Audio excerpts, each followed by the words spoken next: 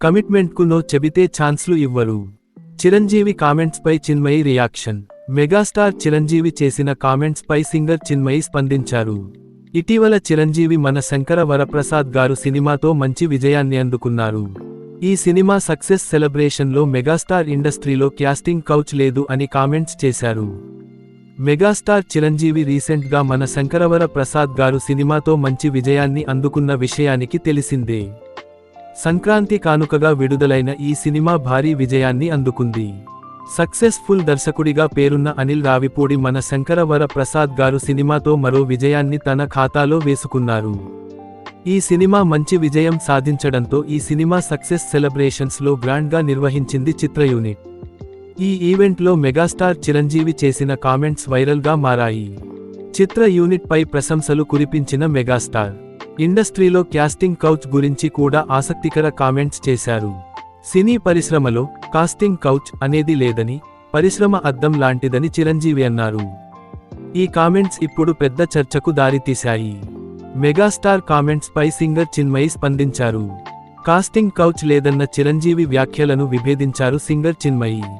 Film industry mirror లాంటిదని, casting couch లేదన్న చిరంజీవి విభేదిస్తున్నట్టు తెలిపారు చిన్మయి. ఈ మేరకు ఆమె సోషల్ మీడియాలో కొన్ని ట్వీట్స్ షేర్ చేశారు.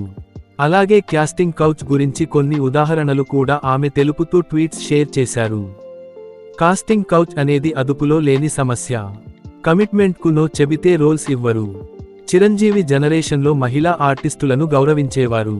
ఇండస్ట్రీ మిర్రర్ లాంటిది కాదు. లిరిసిస్ట్ వైరముత్తు నన్ను వేధించాడు. వేధించమని నేనడగలేదు. అతను నన్ను వేధించేటప్పుడు పక్కనే అతని తల్లి కూడా ఉంది. తల్లి పక్కనే ఉన్న మగవారి బుద్ధి మారదు.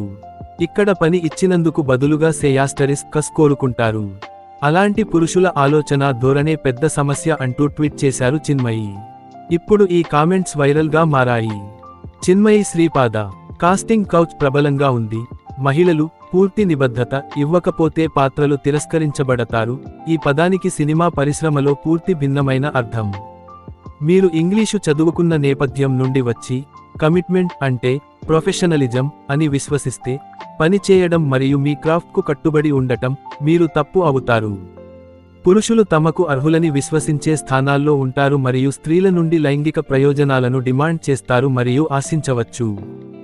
ఒక స్టూడియోలో ఒక మహిళా సంగీత విద్వాంసుని లైంగికంగా వేధించడానికి ప్రయత్నించిన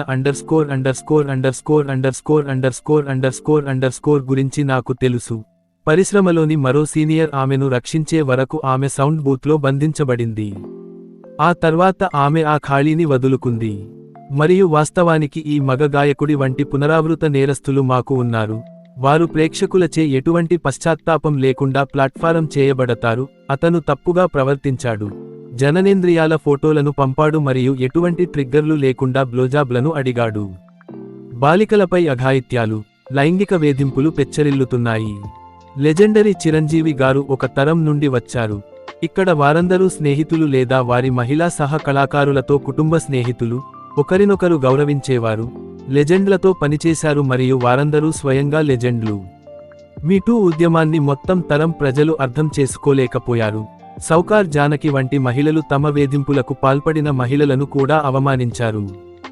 సౌకార్ జానకి ఎండిఎంవైజీ మహేంద్రతో తన ఇంటర్వ్యూలో స్త్రీవాది అని చెప్పుకునే మహిళ కావచ్చు, కానీ ఆమె మరియు మిస్టర్ వైజీఎం కార్యాలయంలో లైంగిక వేధింపుల గురించి మాట్లాడే మహిళలను అవమానించారు. ఇదంతా చేయడం మహిళల జీవిత భాగస్వాములు, కుటుంబాలు మొదలైన వాటిని అవమానించడమే. అమ్మాయిలు ఇప్పుడు విదేశాల నుండి సినిమా పరిశ్రమలో పనిచేయాలని ఆకాంక్షిస్తున్నారు. అక్కడ వారు విస్తృత ప్రపంచ దృష్టికోణం కలిగి ఉన్నారు, ఉన్నత విద్యావంతులు మరియు ఇక్కడ ఏమి జరుగుతుందో వారికి తెలుసు. కాబట్టి లేదు, పరిశ్రమ మీరు ఎవరో ప్రతిబింబించే అద్దం కాదు. నేను అడుగుతున్నందున వైరముత్తు చేత నన్ను వేధించలేదు. నేను నా యుక్తవయస్సులో పెద్దవాడిని కాదు. నేను అతనిని గురువుగా గౌరవించాను. లెజెండరీ గేయ రచయిత మరియు అతను అసురక్షిత పాత మనిషి అని అనుకోలేదు. నా తల్లి అక్షరాలా అదే ప్రాంగణంలో ఉంది. అతను నన్ను ఎలాగైనా వేధించాడు. తల్లిదండ్రులను కలిగి ఉండటం కూడా ఇలాంటి పురుషులతో ఏమీ మారదు. పని ఇచ్చినందుకు ప్రతిఫలంగా తాము సెక్స్లో ఉన్నామని పురుషులు నమ్మడం సమస్య. ముగింపు. నా ఛానల్ని సబ్స్క్రైబ్ చేయండి, షేర్ చేయండి, లైక్ చేయండి ఫ్రెండ్స్. Thank you, bye. ఉంటాను ఫ్రెండ్స్.